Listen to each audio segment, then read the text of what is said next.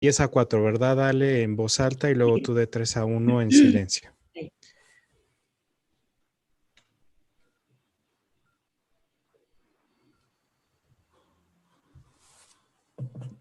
10, 9, 8, 7, 6, 5, 4.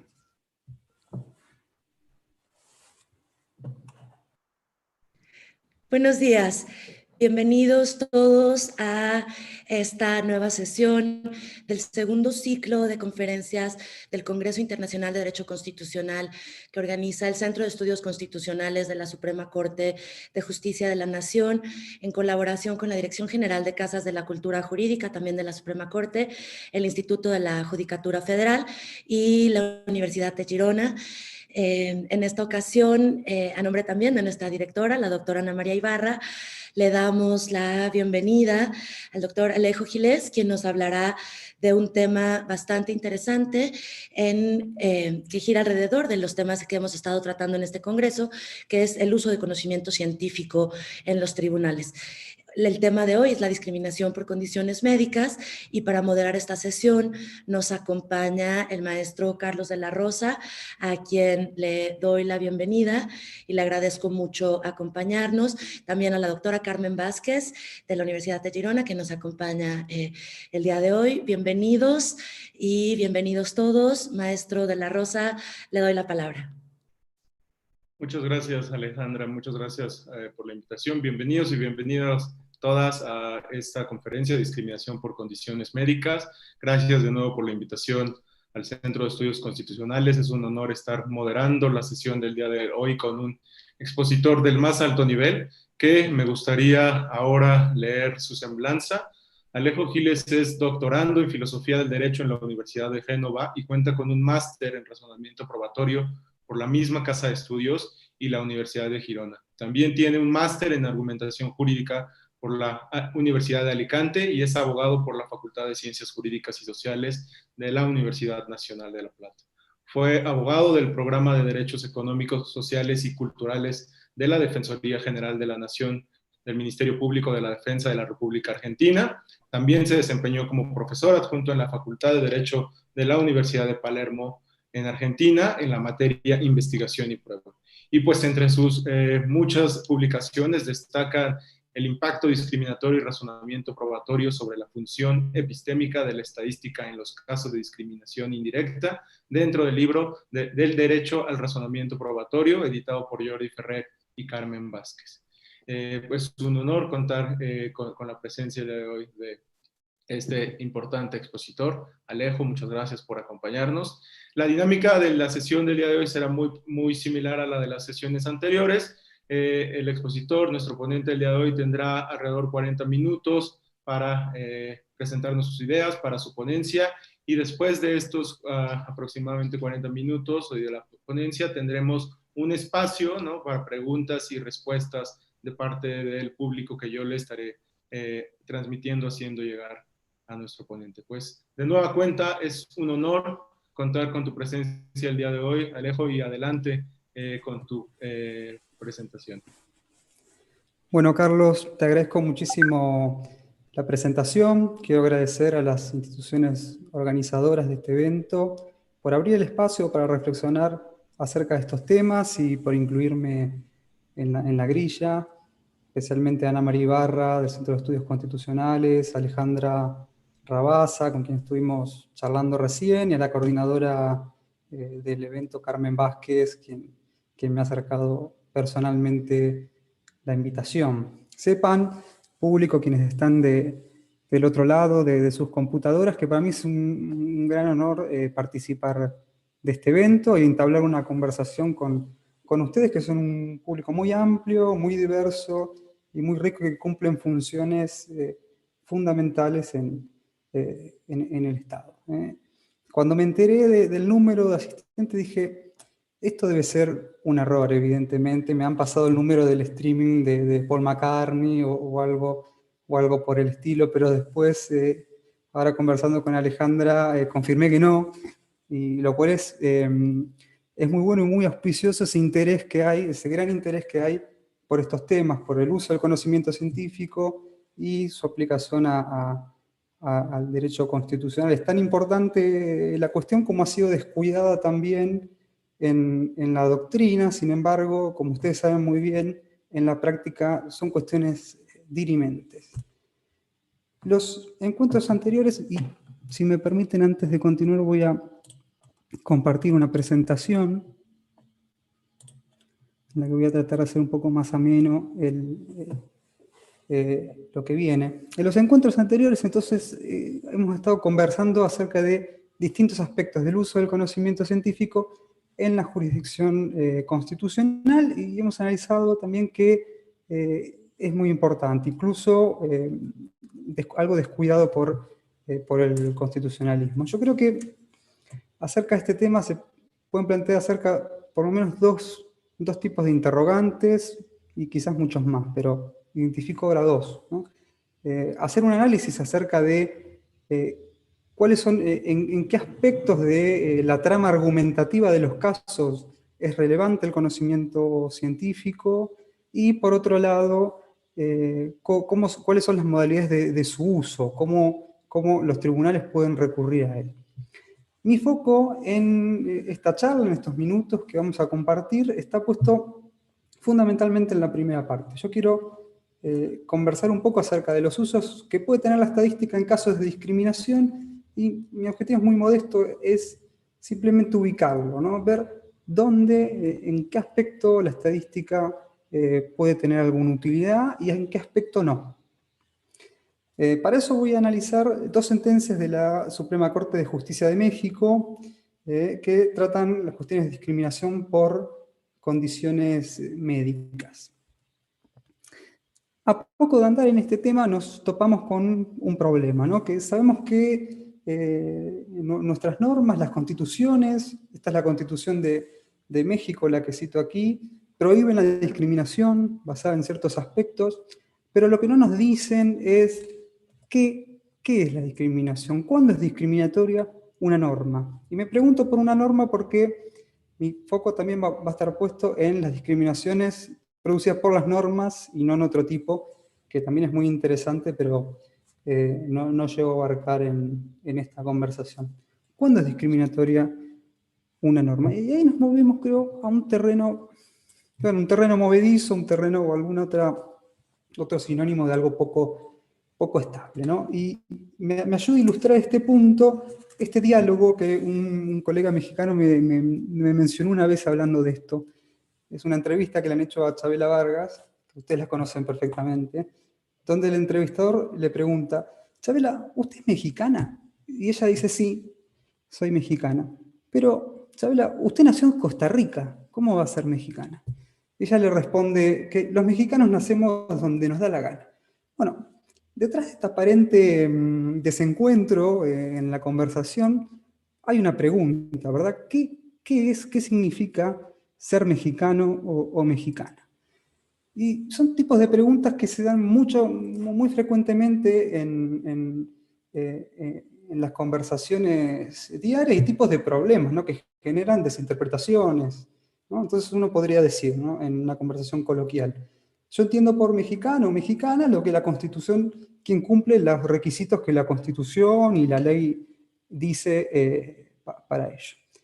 Y otra persona podría decir, no, yo estoy entendiendo por mexicano o mexicana quien se sienta así, quien lo siente.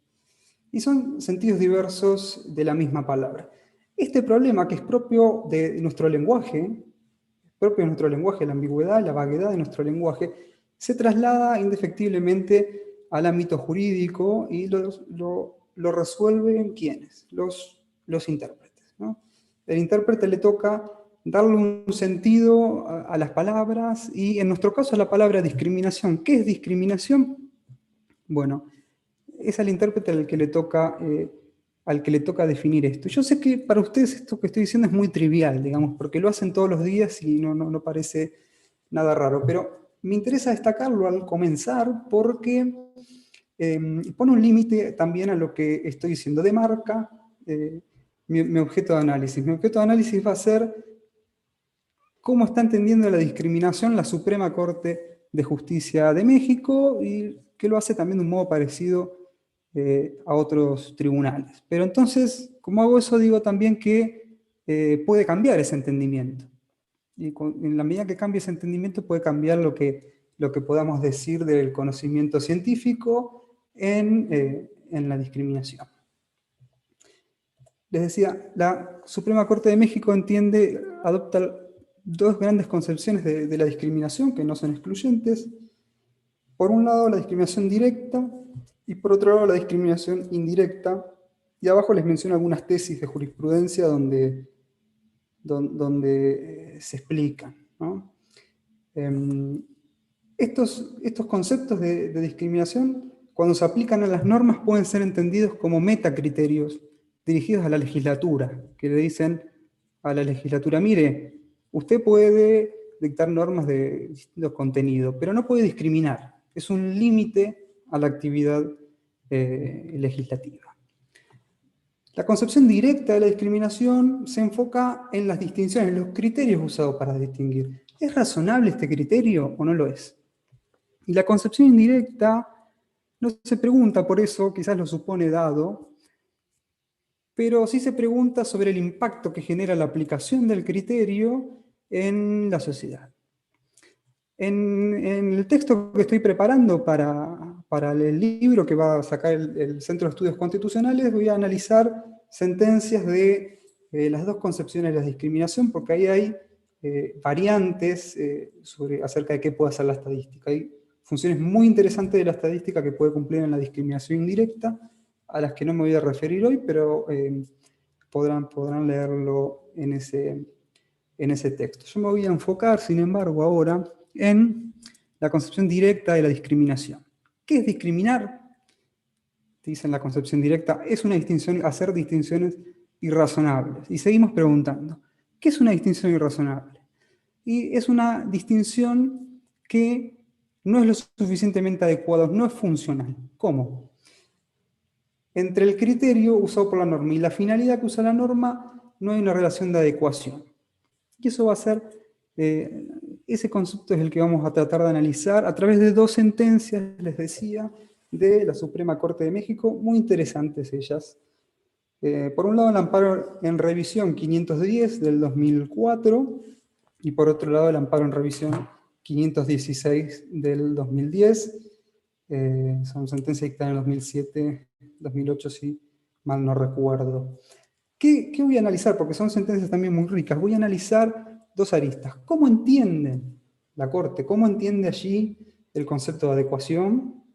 ¿Y cómo podemos ubicar la estadística ahí, en ese concepto?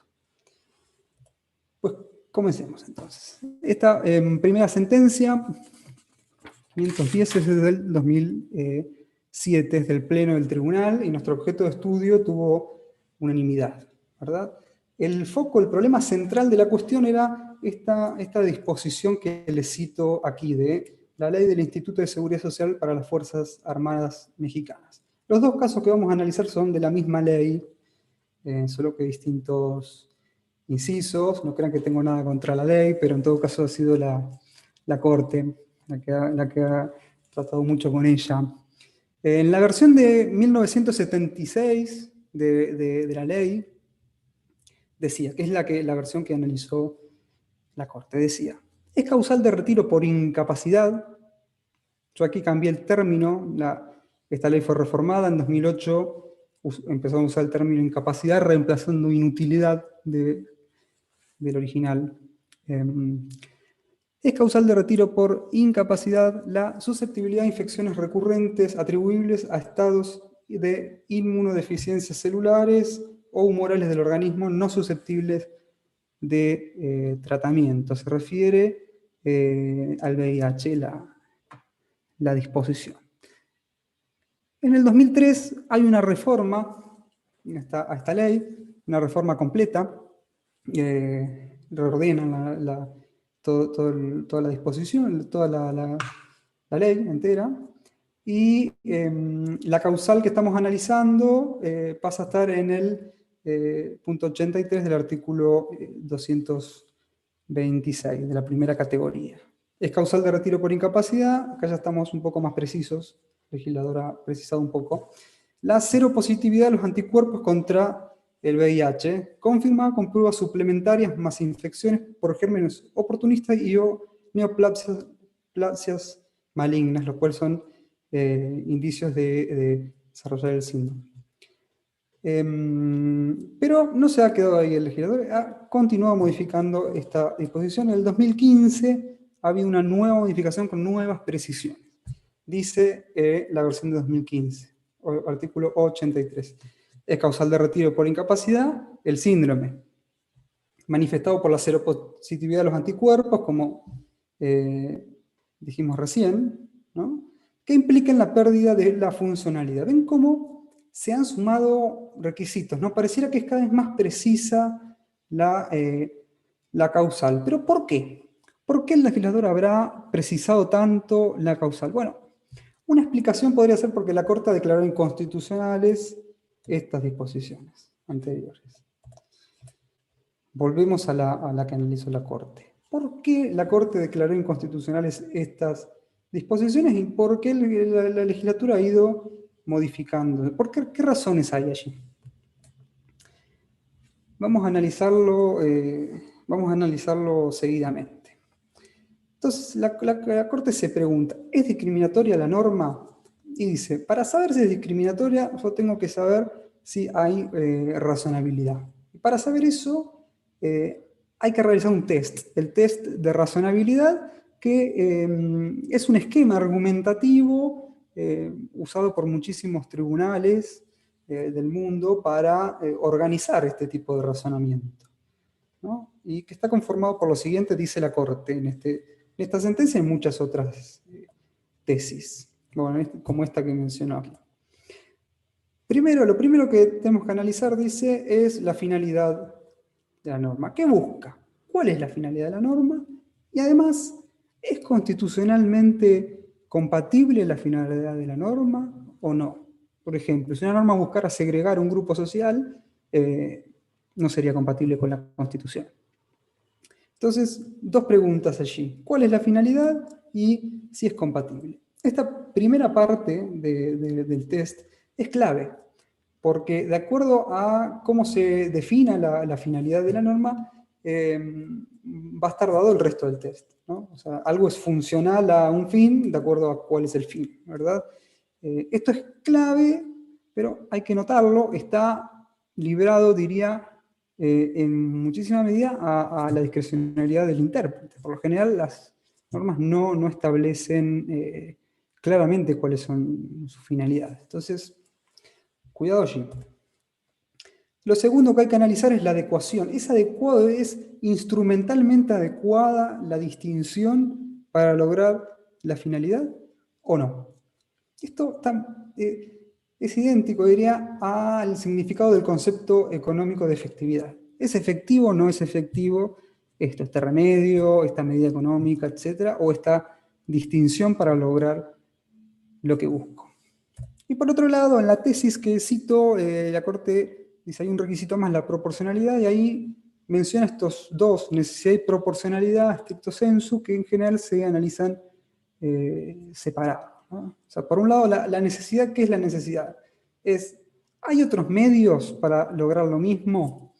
¿Tienen el mismo efecto? ¿Hay alguno que lesione menos los derechos a la igualdad? Y la proporcionalidad tiene que ver con el peso de los derechos, el peso, la fórmula del peso, ¿no? ¿Cuánto pesa cada derecho en abstracto si es que la medida ha sido adecuada y necesaria en abstracto en concreto? Bien. Y a esto le suma la Corte, dice, además, cuando se trata de criterios expresamente prohibidos, ¿no? Toda la Constitución mexicana, en el artículo que cité, mencionaba varios criterios que a priori están prohibidos para utilizar, como las condiciones médicas.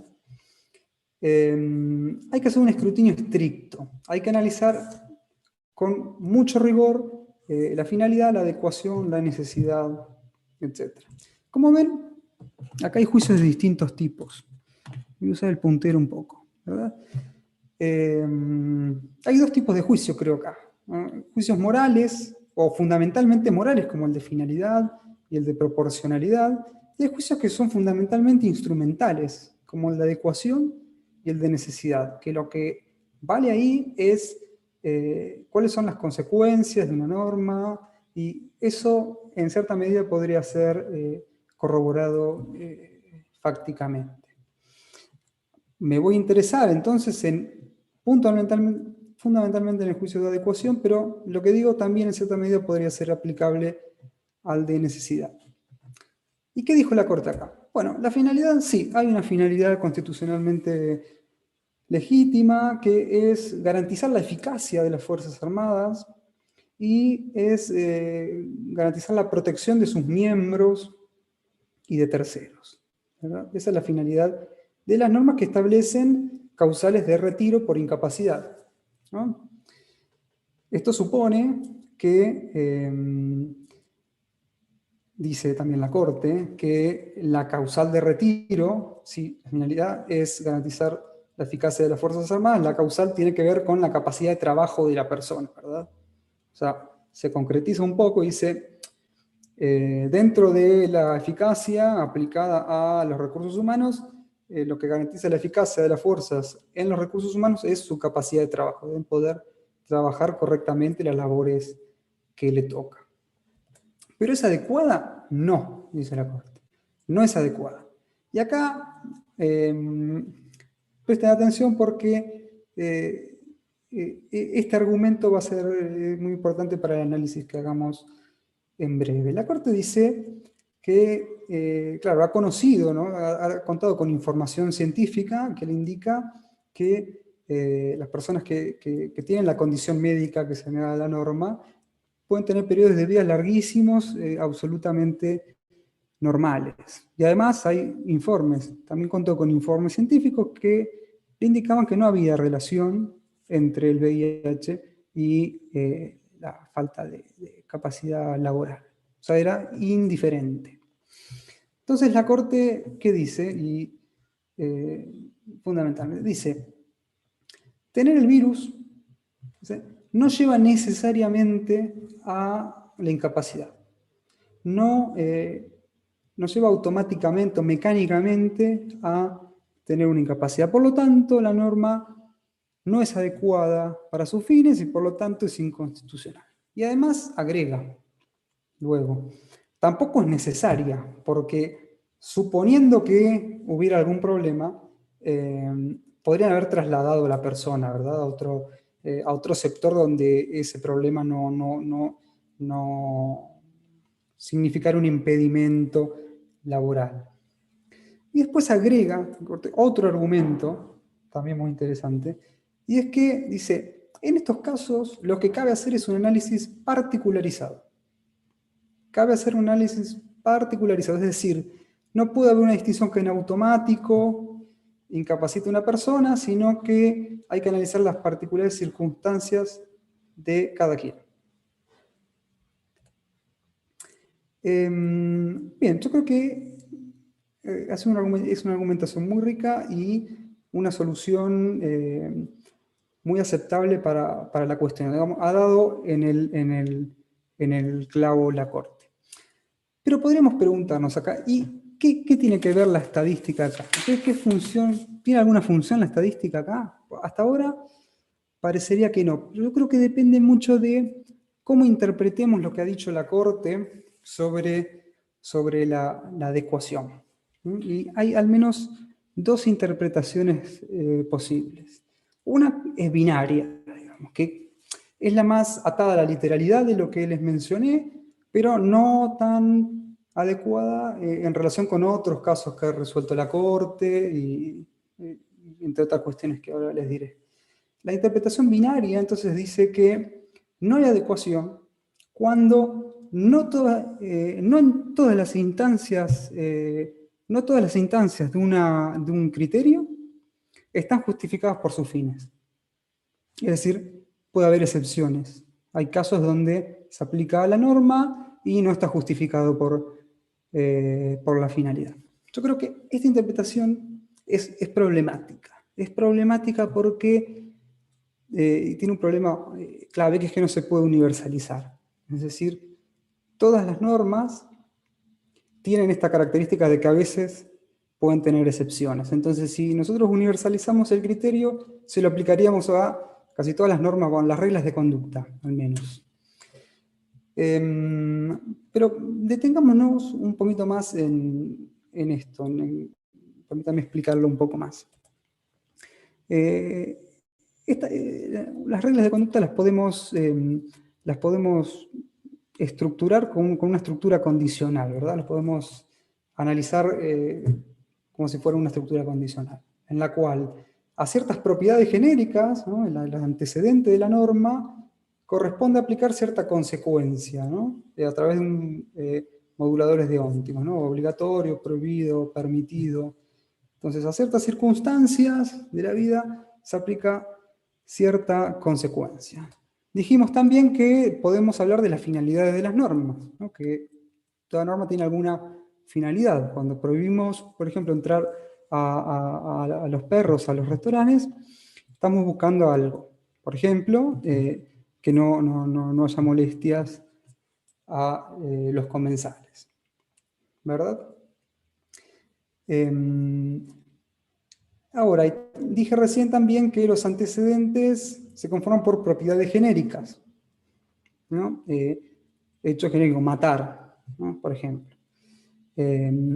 Y esas propiedades, observan con sagacidad algunos autores, son generalizaciones empíricas. Pero, ¿en qué sentido? Sí, dicen. Los legisladores las seleccionan porque entienden que en general van a estar vinculados con la finalidad que busca la norma. En general, que van a estar, dicen, van a ser causalmente relevantes para la finalidad de la norma. ¿Qué quiere decir esto? ¿Quiere decir que siempre van a ser relevantes para la finalidad de la norma, que universalmente lo van a hacer? No. Las propiedades que usan las normas no pueden garantizar eso, por las propias características de nuestro lenguaje, ¿no? Siempre podemos imaginar, aunque actualmente no concibamos un caso en el cual se aplique la norma y no sea consecuente con su finalidad, siempre podemos imaginar que aparezca un nuevo caso en el cual que sea excepcional, que tenga alguna propiedad que la quite de esa vinculación de causalidad, ¿no? Por ejemplo, uno dice, bueno, los animales no pueden entrar a los restaurantes. Bueno, puede ser que haya algún animal muy adiestrado que no genere ningún problema, ¿verdad? Una excepción. Los autos no pueden andar, no pueden exceder de cierta velocidad. Bueno, puede ser que algún auto esté llevando a alguien herido, una urgencia en la cual entonces diríamos, bueno, esto es una excepción, ¿no? A la propiedad auto circulando se agrega otra propiedad que es urgencia y cambia, digamos, la ecuación. Podemos llamarla. Entonces, esta relación, dicen, no es de universalidad, sino de probabilidad. Una norma, se eligen, las propiedades se eligen, y cuando están bien elegidas, llevan con alta probabilidad a cumplir el fin, ¿no? Que el caso que tiene esa propiedad probablemente, con mucha probabilidad, permitirá cumplir el fin de la norma. Y acá ya estamos viendo algún ruido con esta interpretación binaria que les mencionaba hoy. Yo creo que esta relación entre los fines de la norma y el criterio utilizado se puede graficar en un diagrama, como la relación entre dos categorías o clases, ¿verdad? En esta relación, entonces, dije, relación entre dos categorías o clases, ¿qué conforma una categoría? Bueno, es un conjunto de individuos que detentan una misma propiedad. En este caso, vamos a relacionar la categoría o clase de individuos que cumplen con el criterio de distinción usado en la norma y la categoría o clase de individuos que cumplen con la propiedad asociada a la finalidad de la norma. Y acá hablo un paréntesis, porque diré algo de esto más adelante. ¿Verdad? Dije, podemos hacer una relación entre estas dos clases. ¿Cómo una relación? Bueno, podemos analizar la intersección entre las dos clases. Va a estar justificado un criterio en todos los casos en donde sus aplicaciones, sus casos individuales también cumplan con el criterio, también detenten la propiedad relacionada con la finalidad de la norma. Esto, claro, nos permite ver una cosa, ¿no? Que como hay una zona de intersección, también hay una zona de diferencia en la cual el criterio, los individuos que cumplen con el criterio de la norma no cumplen a la vez con el criterio vinculado con la finalidad. Y eso es lo que se llama sobreinclusión. Hay casos de cuando decimos que hay un caso de sobreinclusión, estamos diciendo que hay supuestos donde se le aplica el criterio, pero no está justificado por la finalidad, ¿verdad? Y esta situación es la que pasa generalmente, o al menos potencialmente, siempre puede pasar con las normas. Siempre puede haber una norma casos de sobreinclusión y también de subinclusión, que ahora no lo quiero mencionar para no complicar más la cuestión. Entonces, ¿qué pasa acá con el criterio binario? Si nosotros decimos, le pedimos a un criterio que no tenga ninguna instancia, no sé, que en ninguna instancia individual sea aplicable y la finalidad no lo sea, o no se justifique por la finalidad, lo que estamos haciendo en realidad es anulando casi todas las normas del ordenamiento. Estamos teniendo un problema conceptual allí. Entonces tenemos que interpretar de otro modo lo que quiere decir la Corte o lo que quiere entender por adecuación. ¿Qué sería entonces una adecuación en otro sentido, más fiel también a su propia jurisprudencia en otros casos? Bueno, una adecuación en ese otro sentido sería cuando la distinción no es lo suficientemente adecuada. Lo que va a estudiar ahí el tribunal es cuán adecuada es el criterio de distinción.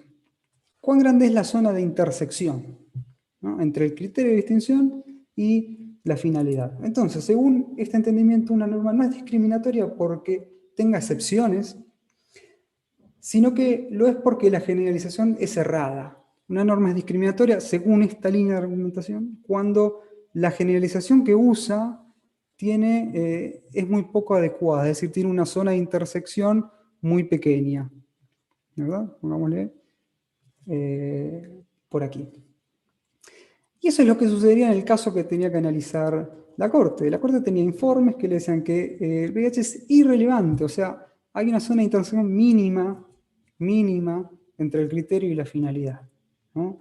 No hay una relación de causalidad relevante, sino que da lo mismo que la persona tenga o no para medir su capacidad laboral. Y acá aparece en el foco la estadística. ¿En qué nos puede servir la estadística? Bueno, la estadística en este punto nos puede servir para analizar cuán grande es la zona de intersección entre el criterio usado por la norma y su finalidad, ¿no? Y esto está muy vinculado a lo que hablaba en una sesión pasada Rachel Herdy sobre los hechos legislativos. Bueno, si lo entendí bien, este sería analizar la generalización utilizada por la norma, sería un hecho legislativo en el sentido que ella ha utilizado. Bien, otro punto que me interesa analizar de esta sentencia, o vinculado con esta sentencia, pero la sentencia no lo menciona, es la cuestión de la traducción de los fines, ¿verdad? Los análisis de razonabilidad creo que generalmente se hacen como una conjetura, ¿no? Yo entiendo que, creo que esto es adecuado, según mi parecer, etc. Pero, ¿se puede hacer más preciso? Sí, con la estadística, porque ha sido la disciplina desarrollada para lograr precisión en estas cuestiones empíricas. Pero para eso, para utilizarla, no siempre es necesario utilizarla en estos casos, pero si queremos usar la estadística para resolver estas cuestiones, el intérprete tiene que dar un paso más y tiene que hacer una traducción de los fines. El único modo de comparar, como decía recién, el criterio usado por la norma y la finalidad es traducir la finalidad en algún criterio o en alguna propiedad que sea conocible y comparable, ¿verdad? Esto es algo que sea medible. Esto es algo, puede sonar raro, pero es algo que se hace mucho en las ciencias sociales, por ejemplo. Cuando en la ciencia política se quiere medir la calidad democrática. Bueno, uno no sale a mirar calidad democrática por la calle, a ver la sensación de calidad democrática.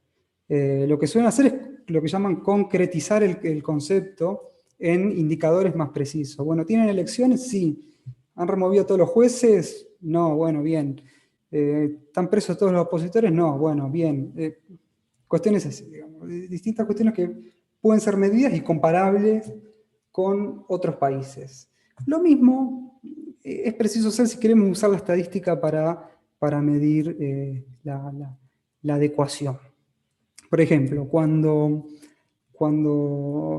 en la calle, en la autopista, ¿no? Cuando uno maneja, para la policía y quiere saber si uno puede manejar y le piden el carnet de conducir.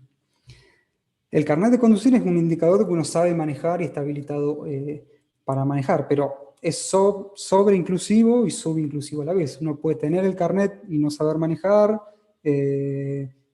o puede tenerlo o no puede no tenerlo y saber, etc. Tener el carnet es un indicador de saber manejar, y saber manejar es una concretización, se quiere, de un fin de las normas de tránsito, que es garantizar la seguridad vial y la seguridad de los peatones, evitar los daños, etcétera, etcétera, etcétera. Entonces, esta es una tarea del intérprete para utilizar la estadística, traducir los fines correctamente. La tercera cuestión que quiero tratar vinculada con esta sentencia es recoger el argumento que usó la Corte del análisis particularizado, ¿no? La Corte dijo, esto no es adecuado, y además dijo, acá cabe hacer siempre un análisis particularizado. Y esos argumentos no son exactamente iguales, ¿no? Entiendo que responden a estrategias argumentativas distintas para cuestionar una norma. Uno puede cuestionarla, en mi interpretación al menos. Porque la generalización en la que usa está errada, generalmente errada, no tiene aval empírico. O puede argumentar que en ciertos casos solo puede haber análisis particularizado, sin importar cuán acertado no esté la generalización. Y acá hay dos vertientes, dos tipos de argumentos que me interesa señalar porque también la estadística tiene funciones distintas, ¿no? Por un lado, un argumento diría, siempre que se usen determinados criterios hay que hacer un análisis particularizado. ¿Por qué? Porque no aceptamos juicio moral. No aceptamos ningún tipo de desacople, ningún tipo de zona de no intersección, llamémosle, entre el criterio y la finalidad, ¿no? Y queremos que este caso esto se decida con la mayor información posible proveniente del individuo. Puede ser que la norma sea muy adecuada, que en el 90% de los casos acepte, pero en un caso individual esté dentro del 10%. Tenga otras propiedades el individuo que lo hagan salir de ese 90 y entrar al 10. Otra vertiente del enfoque particularizado tiene que ver con la posibilidad de plantear excepciones, que esto es muy común, sumamente común en la práctica jurisdiccional. Uno dice, bueno, no importa cuán adecuada sea la norma, no planteo ninguna que siempre tiene que hacerse particularizadamente el análisis, sino digo que yo tengo una propiedad que me distingue, que no se me hace aplicable, según la cual no se me hace aplicable esta generalización. ¿Verdad? Y esto, bueno, esto les decía es muy común dentro de la práctica jurisdiccional. Pero también tiene algunas objeciones, en las que no me voy a detener, pero las quiero al menos nombrar, ¿no? Por un lugar, alguno diría, bueno, hay que sopesar además otros valores, ¿no? La legislatura decide resolver estas cuestiones con criterios generales porque también quiere disminuir la discrecionalidad, también quiere reducir los costos administrativos de evaluar individualmente a cada persona, también quiere lograr rapidez.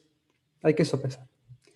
También dirían algunos que el análisis individual es cuestión de grados, porque ¿qué analizamos cuando analizamos individualmente? Analizamos las características que nos parecen relevantes de la persona para un puesto. ¿Y cuáles son las características relevantes? Bueno, eso depende de qué características relevantes es una generalización. también. Entonces no escapamos del todo a las generalizaciones, ¿verdad? Lo que sí ganamos es más precisión, porque sumamos más características. Y por último hay una objeción filosófica, de filosofía del derecho, el choque entre escuelas, ¿no? Una escuela formalista diría no. Uno nunca puede, ante estas excepciones, no aplicar una norma. Digamos, tengo que aceptar que la norma a veces falla, es la segunda mejor opción, diría yo. Si la generalización es buena, tengo que aplicarla en todas las circunstancias, aunque a veces sea injusto. Y otros días no. Tengo que ser transparente a la finalidad y resolver algunas injusticias. Entonces, un argumento que plantea estas líneas también se tiene que hacer cargo de las objeciones que vienen detrás. ¿Y qué tiene que hacer la estadística ahí? Bueno, la estadística puede indicar, por ejemplo, qué propiedades son relevantes de un sujeto, ya en clave individual, que lo hacen salir de la generalización y volcarse al otro lado, llamémosle, del porcentaje. Hasta acá la sentencia que les decía del 2004. Ahora vamos a analizar otra que trató una cuestión de ¿no? De epilepsia. La sentencia es del 2011, me había equivocado hoy, 2011. Y yo voy a analizar fundamentalmente el voto disidente del juez Cosío Díaz, me parece interesantísimo en este caso. El problema era también la misma ley, otro inciso, que dice que es causal de retiro por incapacidad la epilepsia y otras formas de crisis convulsivas o equivalentes. Bien. Y ahí nos preguntamos, ¿es discriminatoria la norma? Y la mayoría dice, extrañamente, no. Dice que debe haber interpretación conforme. En el caso, o sea, la norma se podría hacer una interpretación conforme. ¿Y qué entiende ahí por interpretación conforme? Es aplicarla solo a quien, además de epilepsia, tiene un impedimento laboral. Lo cual es contradictorio con la tesis que se adoptó antes y además impediría, ¿no? Si uno universaliza este criterio, impediría cualquier control de constitucionalidad de este tipo, porque una norma siempre se puede incumplir y aplicar sus finalidades, ¿no? Pero creo que no es el foco. Entonces dice, después ejerce esta atribución que tiene de atraer la causa principal y dice, en el caso no hubo interpretación conforme. Pero vayamos al voto del juez Cosío Díaz, que es una mirada mucho más fina de la que venimos viendo, muy interesante, y me va a ayudar a destacar algunas cuestiones que mencioné antes, pero esto con mucha mejor precisión. El juez Cosío aplica el esquema argumentativo que hablábamos recién. Dice, ¿la finalidad es legítima? Sí lo es. Claro que lo es. Por los mismos motivos que hablábamos recién, ¿no? Dice, la única causa constitucionalmente relevante para disponer un retiro es la falta de capacidad laboral de la persona. ¿Y es adecuada la norma? Dice, no es adecuada para nada. ¿Por qué no es adecuada? Y acá está lo interesante. Él dice, y en estos términos, la norma es sobreinclusiva. Es sobreinclusiva. ¿Y por qué sobreinclusiva? Porque solo una pequeña proporción de casos no podría trabajar, según información científica que analizó y que nosotros ahora vamos a mencionar. Según la información que él tiene, solo una muy pequeña proporción de casos de personas que tienen epilepsia, me enfoco en epilepsia porque si ven, hay otra, dice epilepsia y otras formas de crisis convulsivas. Esto es mucho más indeterminado y diría mucho más inconstitucional. Pero vamos a hablar simplemente de la epilepsia. Decíamos, no hay adecuación, es sobreinclusivo. Solo una pequeña proporción de personas con epilepsia no podrían trabajar. Según la información con la que él cuenta, hasta un 70% de personas con epilepsia que hacen el tratamiento pueden hacer vida perfectamente normal.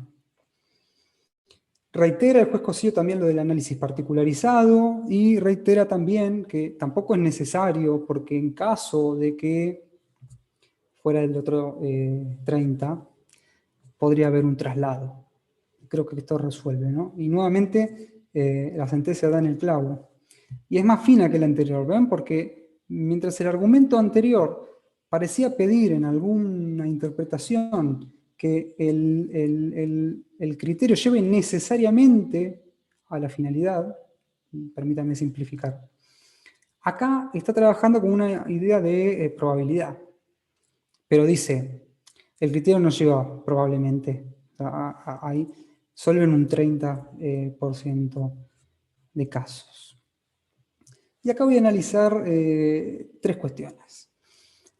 Primero, la forma de acudir, el modo en que Cosío acude al conocimiento científico. Él, como en el caso anterior, y Rachel lo mencionó también en su exposición, él pide información a un instituto, el Instituto Nacional de Neurología y Neurocirugía. Pide información, hace una serie de preguntas para resolver la cuestión. Y dice bien, dice, estas cosas yo no las puedo resolver, necesito saber sobre hechos, saber cuestiones fácticas para resolver estas cuestiones. Y esto es muy interesante. Y además dice, pero esta medida que yo pido no es prueba, ha dicho creo en otro fallo, no es prueba, es solamente un complemento de mi interpretación normativa. De ahí hace una interpretación, diría, un poco hija del contexto normativo procesal de la Corte, ¿no? Pero claramente es una medida que va a referirse, digamos, al enunciado, a un enunciado empírico. Tiene que ver con las condiciones de salud de las personas con epilepsia, qué pueden hacer, qué no. Entonces, una cuestión de hecho. Entonces él envía un informe y yo quiero analizar algunas cuestiones pequeñas de cómo es ese intercambio. Entonces les decía al comienzo que me iba a quedar en un plano argumentativo, ahora es una excepción también porque voy a analizar cómo es el intercambio que hace Cosío con el instituto. Hice una selección de algunas preguntas, están todas transcriptas en la sentencia, las voy a mencionar y vamos a hacer algunas pequeñas críticas a ello. Pregunta el juez, ¿es la epilepsia una enfermedad curable o controlable? Fíjense, clave, ¿no? Si no lo fuera, sería adecuada.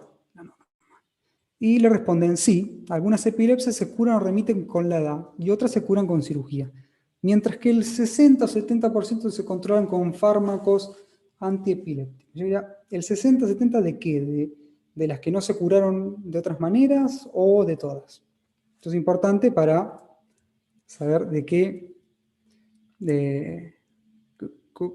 cuál es el alcance, digamos, dentro del círculo de personas con epilepsia, cuántas tienen problemas para trabajar y cuántas no. Después, ¿cuál es el tratamiento integral en el paciente con epilepsia? El tratamiento consiste en la toma diaria de medicamentos que influyen en el metabolismo neuronal para evitar las crisis epilépticas.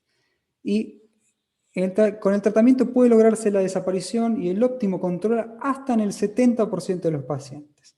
Entre el 60 y 70 antes, ahora hasta el 70 pueden lograr un óptimo control. ¿Cuál es la efectividad de la terapia con medidas farmacológicas? Generales del 60 al 70% de los pacientes con epilepsia están libres de cualquier tipo de crisis. 60 o 70 de todos o de los que no se curaron de otras maneras. ¿Existen limitaciones en el tipo de trabajo que puede desempeñar? Pregunta fundamental y perfectamente hecha por el juez, que es la que define el caso. ¿Hay limitaciones al tipo de trabajo cuando no recibe tratamiento médico? ¿Y cuando lo recibe? Bueno, dice el informe. Esto es textual como está en la sentencia, solo que un poco recortado.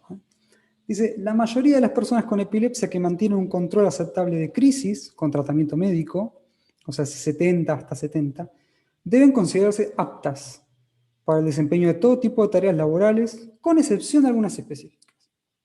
Entiendo ahí que quiere decir que no son susceptibles de tener crisis epilépticas, por lo tanto, no tienen problemas para trabajar en los trabajos en los cuales eso es un problema. Pero con excepción de algunas, dice.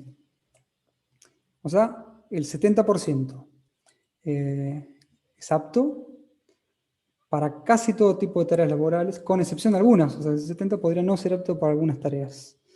Y existen criterios que identifiquen ciertos trabajos o actividades de riesgo clave también. Estamos hablando de la Fuerza Armada, ¿verdad? Y dice acá, un grupo de expertos en epilepsia ha realizado una serie de recomendaciones en el aspecto laboral. Se debe considerar primero, bueno, un documento extendido por médico neurólogo. Conozco la historia clínica, tipo de crisis, situación individual. Segunda situación, el tipo de profesión, claro, donde no se exponga a riesgo profesional. El juez le pregunta, ¿existen trabajos como de riesgo? Y le responden, sí, las que son de riesgo. Bien. Dice, se recomienda un periodo de entrenamiento y luego evaluar el desempeño. La tercera situación es, bajo indicación médica, individualizar los casos cuando involucre que el paciente trabaje con maquinaria peligrosa, es decir, situaciones de riesgo profesional y pareciera que trabajar con maquinaria peligrosa, turnos vespertino o nocturno, o practicar natación, puede traer algún tipo de inconveniente. Y este es el informe. Yo creo que acá hay dos grandes problemas en cómo se dio este informe que inciden o pueden incidir de alguna manera en la calidad de las decisiones. En este caso que analizamos, yo creo que no incidiría para nada en el resultado de la decisión, porque incluso por otros motivos, haciendo el test de necesidad, no podría soportarlo esta norma. Sin embargo, cuando estamos midiendo focalizadamente en la adecuación, esto nos genera algunos inconvenientes. ¿Por qué? Y tiene que ver con el modo de usar el conocimiento científico. Porque, por un lado, el informe que vimos no cita fuentes, ¿no? ¿De dónde salen estos porcentajes? 60, 70, 60 hasta 70. ¿De dónde sale esa información? Y esto no es un detalle, ¿verdad? Porque en la medida que nosotros sepamos de dónde sale, lo podemos interpretar. Podemos llamar, si se quiere, otros profesionales que lo interpreten, si no podemos hacerlo nosotros. Y podemos saber de qué evaluaciones, de qué tipo de experimentos o estudios sale, y podemos saber qué muestras se tomó al efecto, sobre qué población, con qué método, etcétera, cuán falible es. Porque quizás ese porcentaje se aplique a otra población, no sé exactamente sobre la población que buscamos. Entonces, hay algo comunicacional acá, ¿verdad? La falta de indicación de fuentes pone, creo, a los jueces entre la espada y la pared, porque los condena o a ser absolutamente deferentes a lo que dice el experto, o darle la espalda al único conocimiento científico que tienen y parecer desinteresados por la ciencia, aparentemente, ¿verdad? Entonces, o la deferencia absoluta o no prestarle ninguna atención al único conocimiento científico que tiene. Por otro lado, vemos también algunas imprecisiones, ¿verdad? Vimos que no definen entre el 60 y 70 de quiénes, tampoco define qué tipo de actividad es riesgosa, y eso es clave para lo que estamos analizando. Si queremos analizar la adecuación de esta norma respecto a una actividad concreta, que es la actividad militar, necesitamos saber cómo reaccionan las personas en ese tipo de actividades. O sea que la población puede ser más restringida que la población que se analizó en esas otras estadísticas si supiéramos. No, esto es todo como hipotético, pero quiero llamar la atención acerca de un peligro, ¿no? El peligro de una comunicación algo defectuosa. Seguir un monólogo de parte de los expertos. Y bueno, ¿cómo se puede solucionar? Bueno, hay muchas alternativas, fundamentalmente a través de mayor diálogo, permitirles a jueces repreguntar, pedir más precisiones, que lo hagan, ¿verdad? Creo que están habilitados a hacerlo, pero que lo hagan, pidan más precisiones, más detalles, que los expertos muestren más sus cartas, de dónde sacan la información que sacan. No nos basta con que sean del mejor instituto de ningún país, sino cuáles son tus cartas, de dónde sacas esta información. Y además, que las partes quizás puedan intervenir. Esto Rachel lo ha analizado también. Pero no solo por el derecho a la defensa, sino fundamentalmente por el rendimiento epistemológico que tiene la intervención de las partes. Las partes claramente son interesadas, ¿verdad? Están interesadas algunas en ganar el pleito, otras, bueno, las dos en ganar el pleito, perdón, pero una en que se acoja la demanda, otra que se la rechace. Y desde su posición de interés pueden plantear contrapuntos, ¿no? La procuración, por ejemplo, podría haber planteado, como planteó antes, miren, esta no es cualquier trabajo. Busquemos datos de este tipo de trabajo que estamos analizando acá.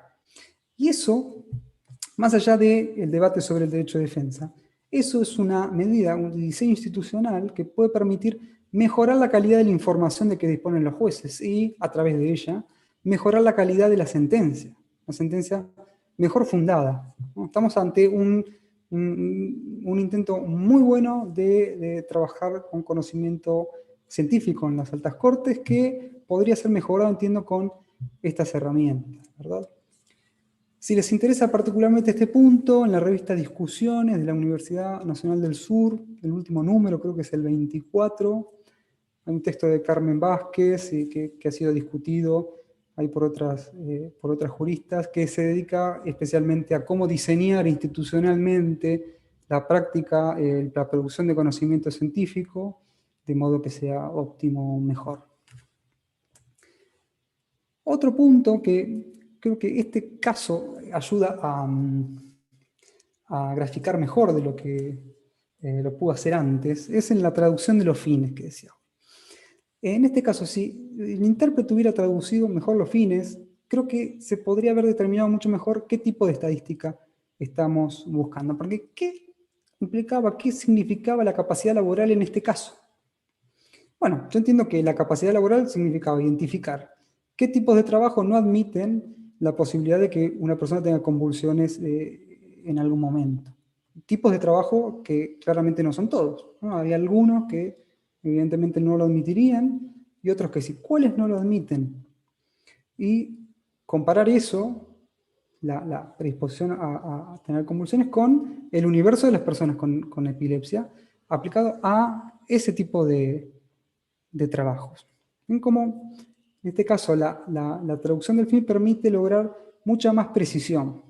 Pero claro, atención, que en esa operación también hay márgenes de discrecionalidad para el intérprete. No estoy diciendo que esto sea la panacea de la objetividad, sino creo que es un mejor modo de ir precisando, ir ganando de a poco espacios de control intersubjetivo, sin ser ingenuo, digamos, acerca de la discrecionalidad inevitable e irreducible en el razonamiento jurídico.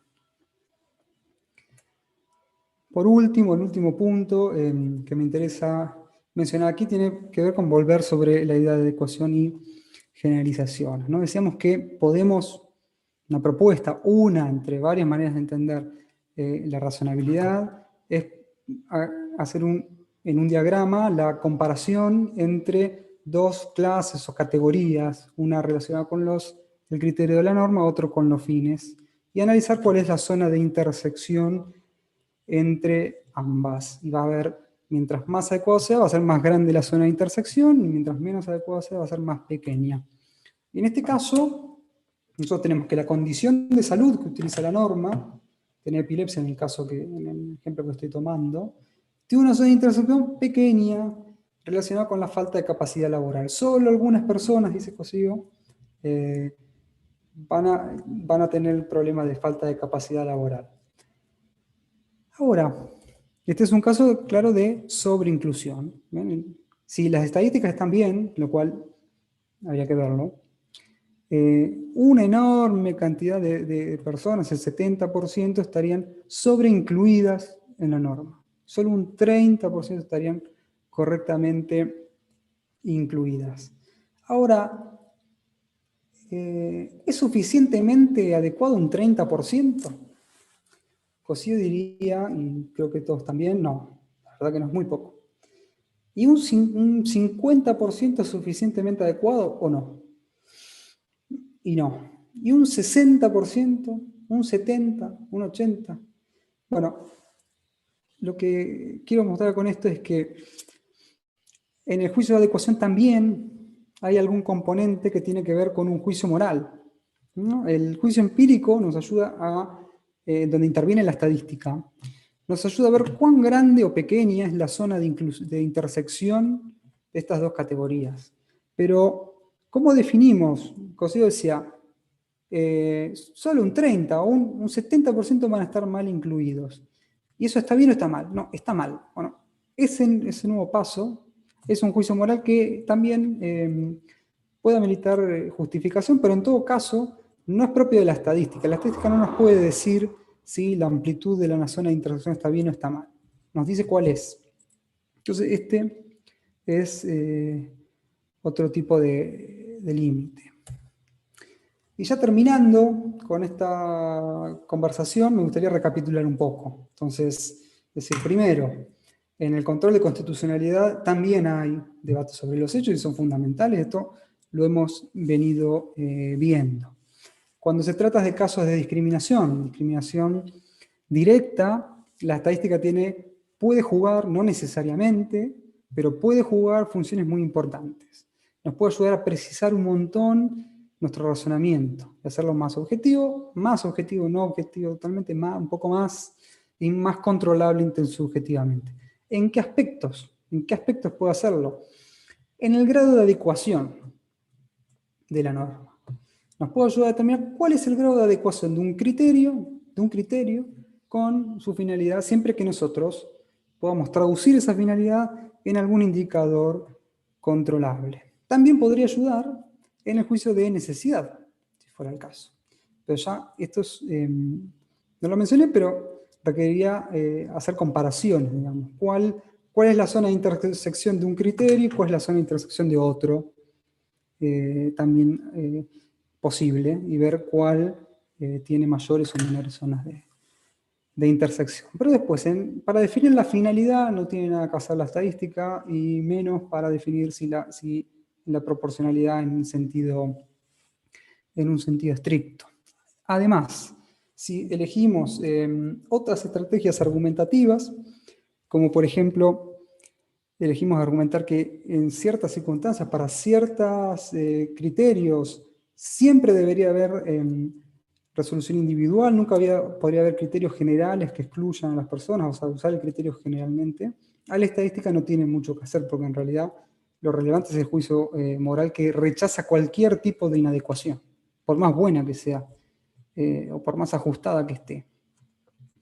Y después, en el caso de las excepciones, claro que sí tiene muchas cosas para decir, porque ¿cómo demuestro yo que esta propiedad que poseo, además de poseer otra, la del criterio de la norma, es relevante? ¿Cómo lo hago?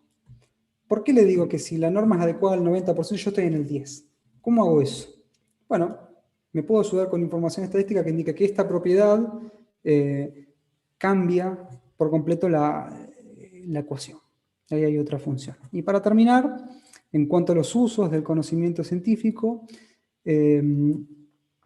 claro que es muy importante tener mecanismos para acceder, y hay que pensar en modos en los cuales diseñar las instituciones para que podamos tener la mejor calidad de información posible. Y un modelo dialógico puede llevar a eso, permitiendo a los jueces interactuar más con los expertos fundar mejor sus conclusiones, y las partes participar.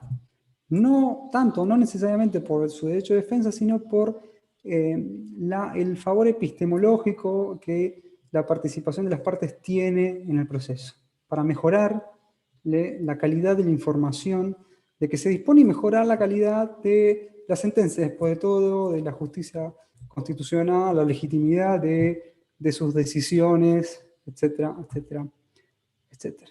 Bueno, con esto termino y les agradezco mucho la atención. Para quienes no me han muteado y se han puesto a hacer otra cosa, Y bueno, ahora viene, si quieren hacer alguna pregunta, le paso la palabra al moderador. Muchas gracias, Alejo, por la excelente exposición, por la elocuencia y la claridad en tu ponencia. Ha sido muy interesante escuchar sobre el uso de la estadística en estos dos amparos resueltos por la Suprema Corte de Justicia de la Nación, 510/2004 y el 516/2010, y la vinculación, ¿no?, con la resolución de casos de discriminación en el contexto médico, ¿no? En lo particular, me pareció muy importante escuchar sobre los desafíos de operacionalizar, ¿no?, en términos estadísticos, estos conceptos que algunas veces pueden ser abstractos, y sobre todo, pues, señalar el potencial y los límites también del uso estadístico en estos temas. Entonces, muchas gracias de nuevo por tu ponencia, Alejo. Ahora, como les mencioné al principio de la sesión, entraremos a una sesión de preguntas y respuestas. Tenemos una nutrida participación. Tu exposición ha generado muchas preguntas, lo cual me parece que es buenísimo. Entonces, si quieres, comenzamos con una primera pregunta, que tiene que ver más, digamos, con las facultades judiciales, ¿no?, frente al uso de estadística para la resolución de este tipo de asuntos, ¿no? Entonces, nos preguntan que si no queremos caer en la deferencia ciega hacia la información que provea cualquier institución científica o cualquier experto, ¿cuáles son algunas prácticas o medidas procesales que podría adoptar un juez para cuestionar, para validar la evidencia estadística que se le presenta? Esa sería una primera pregunta. Y de forma vinculada, me parece, también nos preguntan, ¿no?, que además de la cita de fuentes en los informes de peritos o de expertos científicos, ¿qué otros elementos formales deberían idealmente tener las opiniones de los expertos para que les ofrezcan mayor convicción a las y los juzgadores, y que estos sean más proclives a admitir o valorarlos dentro de la resolución de un conflicto? O sea, básicamente, en otras palabras, también nos preguntan si aplican a la estadística las reglas de control de relevancia y de fiabilidad como las que se requieren en otros campos del conocimiento. Bueno, muchas gracias por la pregunta. Una pregunta interesantísima, y hay arduos debates sobre eso. No creo estar en condiciones de dar respuestas demasiado precisas. Yo diría a priori. Los jueces no se pueden desentender de la calidad de la información que los expertos les transmiten, digamos, que es la cuestión de la deferencia, porque son ellos los que están decidiendo el caso. Ahora, ¿cómo se puede hacer para una persona que es profesional del derecho y en principio no de otras disciplinas, analizar cuestiones complejas, como puede llegar a ser una prueba, ¿no?, que está expresada estadísticamente? Bueno, hay distintas maneras. Creo que el texto de Carmen propone algunas, ¿no?, un modelo como educacional, en el cual los jueces, por un lado, y creo que este tipo de iniciativas puede ayudar a eso, vayan conociendo algunos rudimentos básicos de la materia, pero igual no se les podría exigir que sea un estadístico, ¿no? Luego, cuestiones de diseño institucional, ¿no?, que se permita o que se generen, se permita sumar gente que asesore al juez, no en la prueba particular, sino en los conceptos generales que están involucrados en cómo valorar esa prueba, ¿no? Luego, la posibilidad de hacer metapericias, ¿no?, que analicen la calidad de la información que ha dado algún perito. Luego también, como comentábamos recién, con la contradicción. Eso es una gran herramienta, porque nadie mejor para buscar huecos o recovecos en una decisión que alguien que lo perjudica. Entonces, es una gran herramienta epistemológica esa también. Hay varias herramientas de diseño institucional. Yo no creo estar en condiciones de enumerarlas todas, sino de demostrar que creo a partir de este caso que es un problema a pensar y a seguir pensando.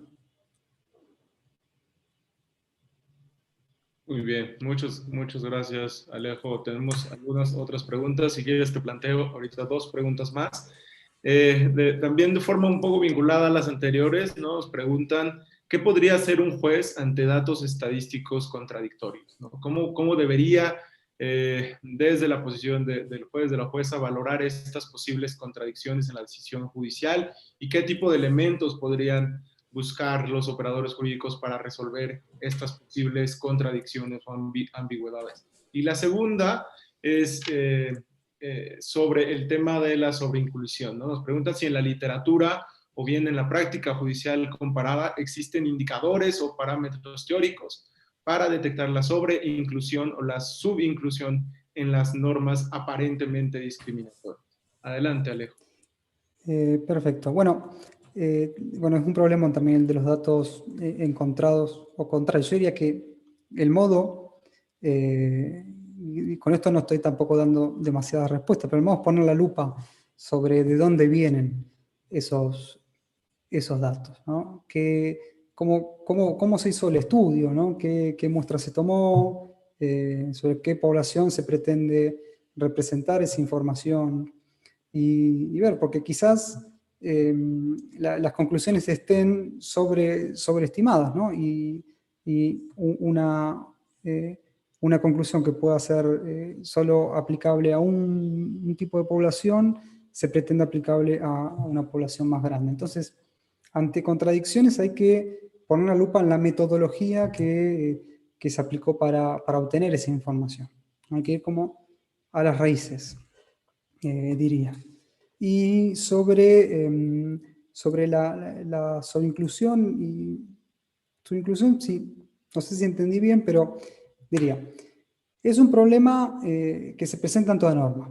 Por lo tanto, que se presenta o actualmente o al menos potencialmente por la vaguedad del lenguaje que usamos y fundamentalmente por su textura abierta. Siempre podemos esperar que en alguna situación, que surja en algún momento algún supuesto individual en el cual la norma no sea claramente aplicable, ¿verdad? O sea, uno dice, bueno, en la vereda, en la acera, no pueden transitar autos. Y bueno, y estas, ¿cómo se llaman? Bueno, estos móviles nuevos que son tipo patinetas, que son un auto, ¿no? Son electrónicos, va muy fuerte. Y esto surgió ahora, digamos, la norma viene de mucho antes y esto es un problema que surgió ahora. Por lo tanto, diría que teóricamente se puede asumir que toda norma va a ser sobre o subinclusiva. ¿Y cómo se puede detectar en un caso individual? Bueno, yo creo que se lo puede hacer a través de la estadística, pero para eso hay que lograr traducir los fines de la norma a alguna propiedad comparable y lograr esa comparación, ¿no? Y obtener, a ver, qué proporción de personas que tienen esta característica, esta propiedad, pues, tienen epilepsia, no pueden trabajar. 30%. Entonces estamos hablando de un 70% de sobreinclusión. En ese punto la estadística tiene mucho que aportar con todas las salvedades que acabo de hacer. Muy bien, muchas gracias, Alejo. También nos preguntan si puedes ahondar en cómo se relaciona el uso de estadística con la prueba de discriminación cuando sirve para destacar la posición particular de un sujeto que lo diferencia de la colectividad. Adelante. Sí, bueno, puedo arrancar con un chiste, ¿no? De un chiste académico, no tan divertido, digamos, ¿no?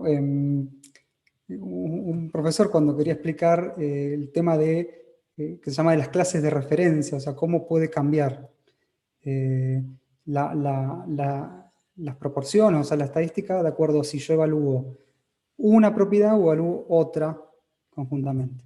Decía, bueno, la mayoría de los texanos, gente de Texas, son ricos.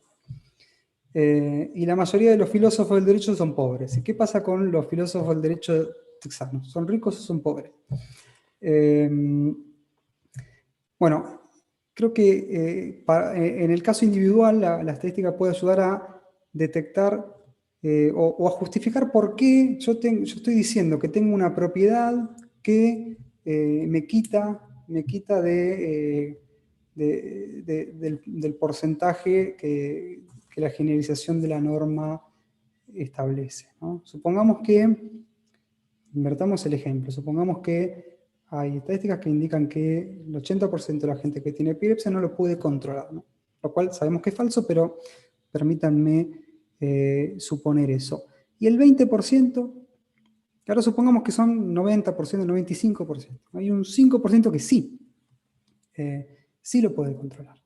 Y entonces se presenta la persona y dice, bueno, puede ser que este criterio sea adecuado en general, que se aplica al 95% de las personas que, como yo, tiene epilepsia, pero yo además tengo otra propiedad que me coloca dentro del 5%. Supongamos, esto es pura suposición porque no conozco demasiado del tema, pero supongamos que hacer deporte, comer bien, etcétera, sea más propenso a controlar, ayude a controlar la enfermedad. Yo digo, bueno, está bien, tengo epilepsia, pero también hago deporte, como bien, etcétera, etcétera, etcétera, que son todos factores que me permiten en un 70% controlar esta enfermedad.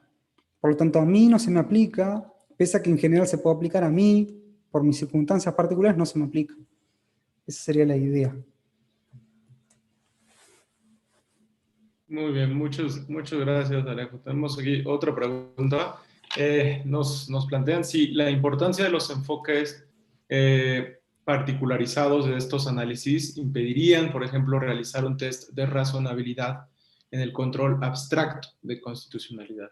En otras palabras, nos preguntan si las características especiales de los casos concretos pueden hacer que la delimitación de las zonas de intersección de las normas cambien, ¿no? Es decir, una norma sobre inclusiva en abstracto podrá no serlo dadas las características de algún caso en concreto en otra situación. Adelante, bueno, Leo. Buenísima pregunta también. Claro, ahí hay que diferenciar. Una cosa sería lo que ya conocemos como control de constitucionalidad en abstracto, que en México tienen con la acción de inconstitucionalidad, ¿verdad? Y el control concreto que ejercen a través de los juicios de amparo. Y otra sería lo que llamamos interpretación en abstracto e interpretación en concreto, ¿no?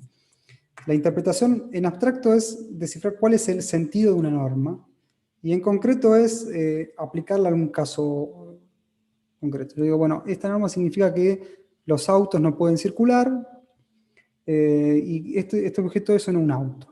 Esta última es la interpretación en concreto. Ahora, el control de constitucionalidad en concreto, en abstracto, perdón, claro, prescinde de un caso particular. Y uno diría, si prescinde de un caso, entonces me pierdo de todas las características de ese caso. Yo diría que ahí hay alguna confusión conceptual con esto de la interpretación. Uno también puede plantear en abstracto propiedades genéricas más pequeñas que la propiedad genérica o más particulares que la propiedad que usa la norma, ¿no? Esto, a ver, permítame ver si lo puedo explicar con más claridad. Un caso concreto, lo que llamamos caso concreto, tiene muchas propiedades ilimitadas, y solo algunas son invocadas ante los tribunales. Pero esas propiedades son propiedades genéricas, después de todo. Propiedades genéricas que se usan para concretizar un caso. Bueno, yo creo que esas propiedades pueden ser llevadas al control abstracto de constitucionalidad y plantear un caso abstracto con mayor cantidad de propiedades y mostrar que ese caso abstracto, pero más preciso, es inconstitucional, discriminatorio y no otros. Y no sé si contesté todo o me perdí de algo. Creo que está contestada, Alejo. Muchas gracias. Yo tendría otra pregunta también.